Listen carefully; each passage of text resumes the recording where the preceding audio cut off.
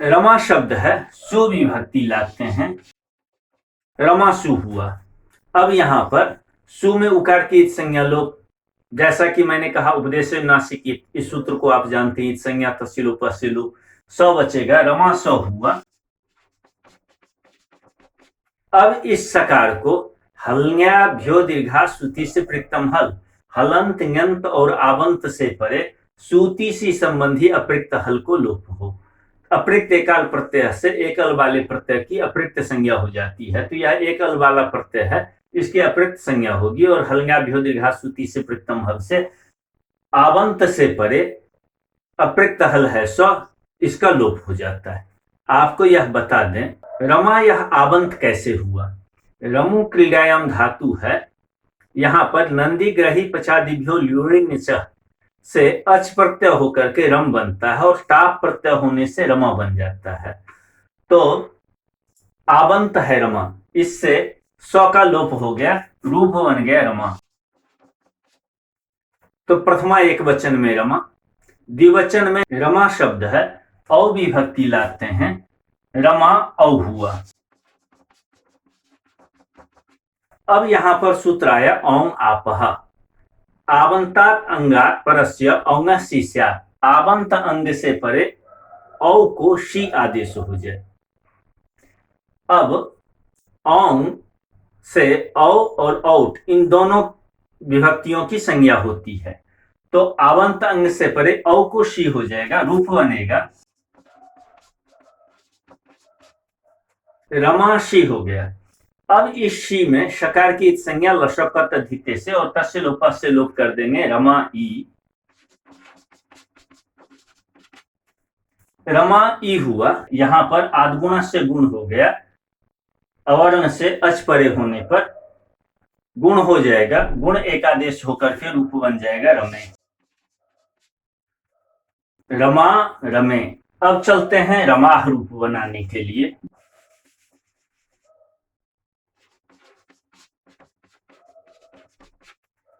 रमा है जस है, अब जस में जकार की संज्ञा चूटू से, ये च छ ज तो चवर्ग का है, प्रत्यय के आदि चवर्ग एवं टवर की इत संज्ञा हो, इसकी इत संज्ञा तसिलोपा से लोप, रमा अस हुआ।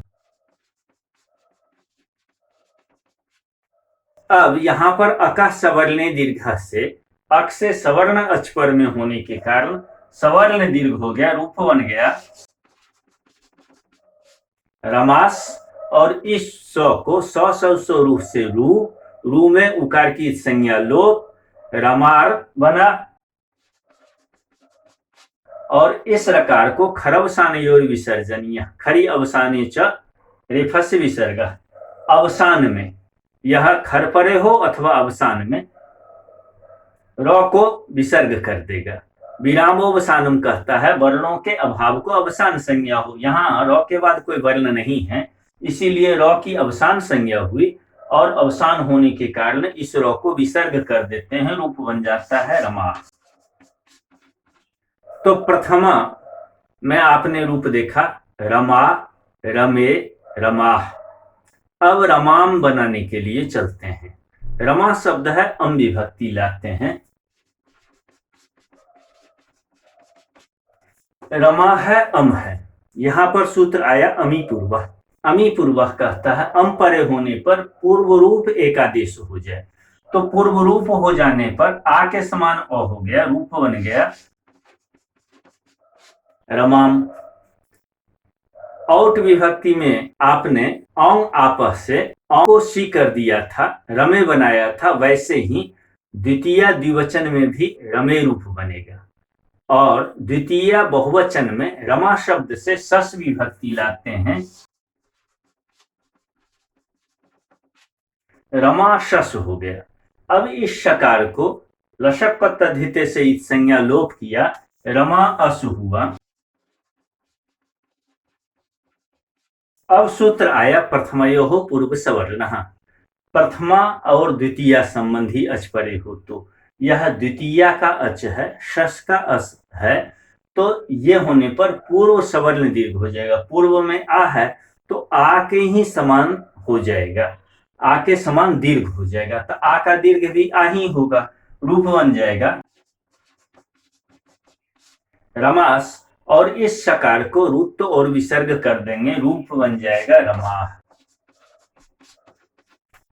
तो द्वितीया में आपने देखा रमाम रमे रमाह। लघु सिद्धांत कौमुदी में प्रथमा विभक्ति कहने के बाद संबोधन का भी रूप सिद्ध करते हैं, इसीलिए संबोधन के सु और जस का भी हम लोग पहले रूप देख लेते हैं, फिर आगे बढ़ेंगे टा से, फिर रूप सिद्ध करेंगे। रमा शब्द है, संबुद्धि में सुविभक्ति लाते हैं, रमा सु हुआ।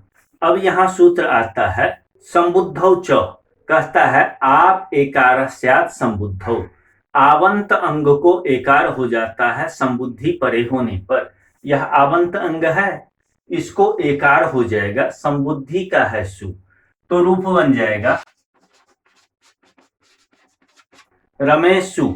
सु में उकार की संज्ञा लोप कर देंगे, रूप बनेगा रमेश। आपको मैंने एक चीज कहा था कि संबोधन में हे, हो, है, अरे, ऐ आदि कई शब्दों के प्रयोग होते हैं। शुरू में ही कहा था राम शब्द की रूप सिद्धि में। तो संबोधन का यह रूप है, ये समझाने के लिए हम इसके पहले हे लिख लेते हैं, हे संबोधन लगा देते हैं। वस्तुतः यह शब्द रूप का भाग नहीं होता है, संबोधन को प्रदर्शित करने के लिए करते हैं। चलिए, रमे स हुआ, आपने सूत्र पढ़ा था एंग ह्रस्वात् संबुद्धे है, एंगंतात ह्रस्वांताच्च, एंगंत और ह्रस्वांत से परे स का लोप कर देगा, यह एंग ह्रस्वात् संबुद्धे है, स का लोप हो जाएगा, रूप बन जाएगा हे रमे। तो संबुद्धि में हे रमे, संबुद्धि के द्विवचन में हे रमे और बहुवचन में हे रमाह रूप बन जाएगा, हे रमे, हे रमे, हे रमाह। ये संबुद्धि का रूप बन गया। प्रथमा, द्वितीया और संबुद्धि का रूप हम लोगों ने देख लिया। अब तृतीया विभक्ति में आते हैं। रमा शब्द के तृतीया विभक्ति में रूप बनता है रमया। रमा शब्द है, टा विभक्ति लाते हैं। यहां सूत्र आता है आंगी चापह, आंगी ओसी च आप एकारह, आंग और ओस परे होने पर आवंत अंग को एकार हो जाता है। आपने पहले पढ़ा था आंग इति टा संज्ञा प्राचान, प्राचीन जो वैयाकरण है उनके मतों को आचार्य पाणिनि ने उद्धृत करते हुए यहाँ पर आंग शब्द का प्रयोग किया है। वस्तुतः वह टा विभक्ति की संज्ञा है। वहीं पर यहाँ पर भी वही शब्द यहाँ पर आए हैं, आंगी चापह। आंगी अर्थात टा परे होने पर आवंत अंग को एकार हो जाएगा।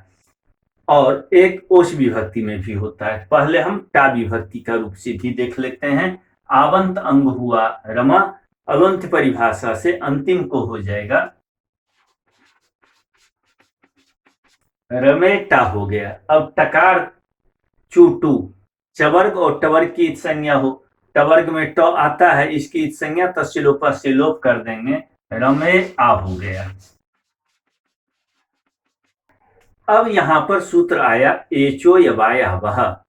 एच में ए ओ ऐ ओ ये चार वर्ण आते हैं, उसको क्रमशः अय अव आय और आव ये चार आदेश होते हैं।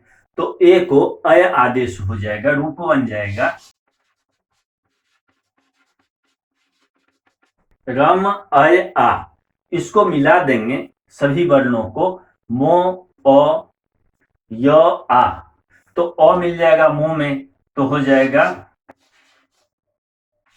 रम, य में आ मिला, रमया, रूप बन गया। तो आपने रमया ये रूप देख लिया। इसके बाद भ्याम विभक्ति आती है, रमा भ्याम, और भिस विभक्ति में रमा भिस होगा, भिस के सकार को रुक्त विसर्ग कर दीजिएगा, रमा भी ही। तो ये तृतीय विभक्ति की रूप सिद्धि हो गई। अब हम चतुर्थी विभक्ति के रूप सिद्धि में चलते हैं। चतुर्थी विभक्ति में न्ये भ्याम भ्यस आता है। तो रमा शब्द है, ङे विभक्ति लाते हैं, रमा ङे हुआ। सूत्र आया याडापह। याडापह सूत्र कहता है आपो ङितो याट। आवंत अंग को ङित यदि बाद में हो तो ङे, ङसी, ङस और ङी, इसको ङित कहते हैं, ङित प्रत्यय है ये, वो बाद में हो तो याट का आगम हो जाता है। यहां पर आवंत अंग से परे ङे को याट का आगम होगा, रूप बनेगा रमा याट ङे।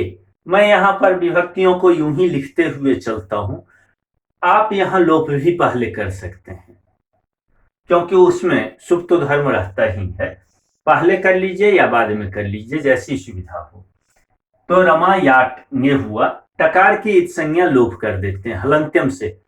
हलंत्यम से यहाँ ट की इत संज्ञा लोप, ऐसा नहीं कि चूटू से, प्रत्यय के आदि में नहीं है यहाँ। तो याट में टकार की इत संज्ञा लोप कर देंगे, रमा या ङे हुआ। ङे में ए शेष रहेगा, नकार की संज्ञा लोप कर दीजिए, बन जाएगा रमाया ए। अब यहां पर सूत्र आया वृद्धि रेची। अवर्ण से एज परे होने पर वृद्धि एक आदेश हो, आ और ए दोनों की वृद्धि होगी ऐ, तो रूप बन जाएगा रमायई। रमायई रूप बन गया ङे में, चतुर्थी एक वचन में। आपको स्पष्ट हो गया। इसमें एक ही विशेष सूत्र आया याडापह, जो कि याट का आगम कर देता है, और वृद्धिरेची आपने पहले पढ़ लिया था, तो ये बन गया रमायई। और उसके बाद चतुर्थी द्विवचन में रमाभ्याम, भ्यस में चतुर्थी बहुवचन में रमाभ्यास होगा, सौ को रुत विसर्ग कर लीजिएगा, रमाभ्या। चूंकि ङे, ङसी, ङस और ङी इन जगहों पर याडागम होते जाएगा, और जैसा जैसा रूप बनेगा वो मैं आपको दिखा देता हूं। नसी विभक्ति में नस शेष रहता है, इकार की इत संज्ञा लोप हो जाती है, और नकार की भी इत संज्ञा लोप, अशेष बचेगा। पंचमी विभक्ति में रमा, मैं यहां पर नसी लिख देता हूं एक बार, इसमें अशेष बचा। अब यहां पर याडापह सूत्र आया, आवंत से परे नसी नस को याट का आगम होगा। याट में टकार की इत संज्ञा करने का प्रयोजन यह है कि वह टकार टित है, टित आद्यावयव होगा। आद्यंतो टकितो सूत्र से टित आद्यावयव होता है, तो नसी के पहले, नस के पहले, नी के पहले, ङे के पहले आता है। तो यहां याट में टकार की इत संज्ञा लोप कर देंगे, हो जाएगा रमा या अस। मिला करके लिख देता हूं, रमायास हो गया। अब इस सकार को रुत विसर्ग कर दीजिएगा, रूप बन जाएगा रमाया।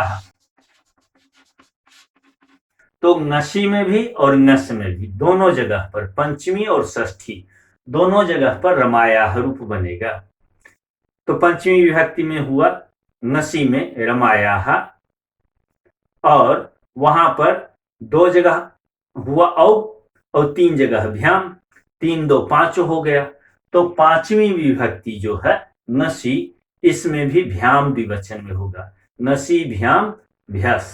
तो जहां भ्याम और भ्यस होगा रमाभ्याम, और भ्यस में सौ को रुत विसर्ग रमाभ्या, तो रमायाह, रमाभ्याम, रमाभ्या, ये पंचमी विभक्ति के रूप बन जाएंगे। षष्ठी विभक्ति में भी रमायाह, उसके बाद ओस विभक्ति आएगा द्विवचन में, रमा शब्द से ओस विभक्ति लाते हैं।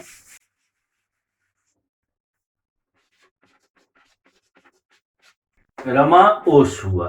अब यहां सूत्र आया आंगी चापह। आपने पढ़ा था टा विभक्ति में एकार किया था, रमया रूप बनाया था, वैसे ही यहां पर भी ओस परे होने पर इसको एकार कर देगा। आ को ए कर दिया, रूप बना रमे ओश। जो लोग संधि प्रकरण पढ़ चुके हैं उन्हें एक शंका होगी, उन्हें एक सूत्र याद आएगा, रमा है ओश है, यहां वृद्धि रेची से वृद्धि प्राप्त है, वृद्धि क्यों नहीं हुई? आंगी चाप से आंगी ओसी च परे आवंत से एकारः, यह सूत्र भी प्राप्त है। तो यहाँ पर यह एक विशेष सूत्र है, इसीलिए वृद्धिरेची को बाध करके यहाँ पर ए हो जाता है। रमे ओश हुआ। अब एकार को अय आदेश कर दिया, एचो यवायाव से रमय ओश हुआ। वर्ण सम्मेलन कर देंगे, रमयोश होगा, सौ को रुक्त विसर्ग कर दीजिए, रमयोह बन जाएगा। तो ये हो गया षष्ठी विभक्ति में रमयोह रूप बन गया। तो हो गया ये षष्ठी द्विवचन में ओश विभक्ति में रमयोह। षष्ठी और सप्तमी दोनों द्विवचन में रमयोह ही बनेगा। अब षष्ठी आम विभक्ति में बहुवचन में हम देखते हैं कैसा रूप बनता है। रमा शब्द है, आम विभक्ति लाते हैं, रमा हो गया, आम हो गया। ये जो जोड़ का चिन्ह देखते हैं, यह स्पष्ट करने के लिए कि इधर प्रकृति है और इधर प्रत्यय है, इधर मूल शब्द है, उधर प्रत्यय है, और प्रकृति प्रत्यय दोनों मिल करके रूप बनते हैं, इसीलिए यहाँ पर यह चिन्ह दे दिया जाता है। तो रमा है, आम है। यहाँ पर सूत्र आया ह्रस्व नद्यापो नुट, आवंत अंग हुआ रमा, इससे परे आम को नुट का आगम हो जाएगा। नुट में टकार की इत संज्ञा, उकार की इत संज्ञा लोप हो जाने पर नौ शेष रहता है, रूप बनेगा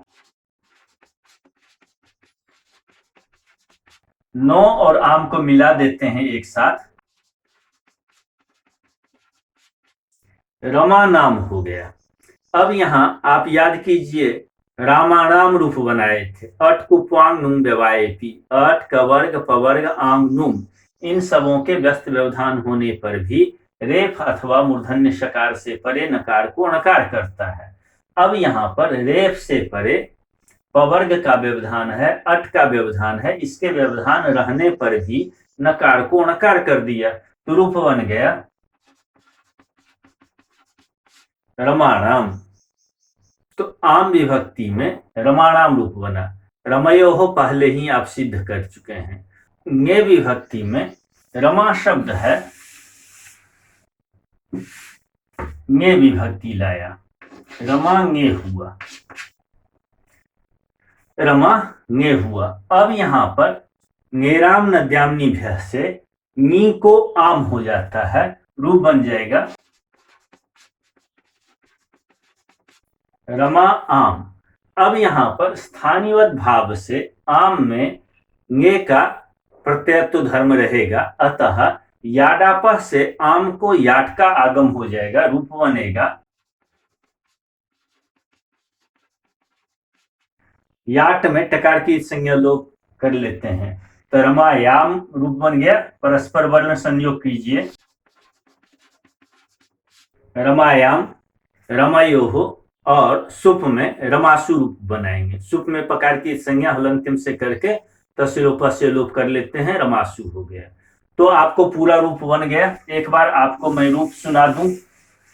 रमा रमे रमाह, रमाम रमे रमाह, रमया रमाभ्याम रमाभिः, रमायै रमाभ्याम रमाभ्यः, रमायाः रमाभ्याम रमाभ्यः, रमायाः रमयोः रमाणाम, रमायाम रमयोः रमासु। रमा शब्द का आपने रूप देख लिया। एवं दुर्गा अंबिका आदयः।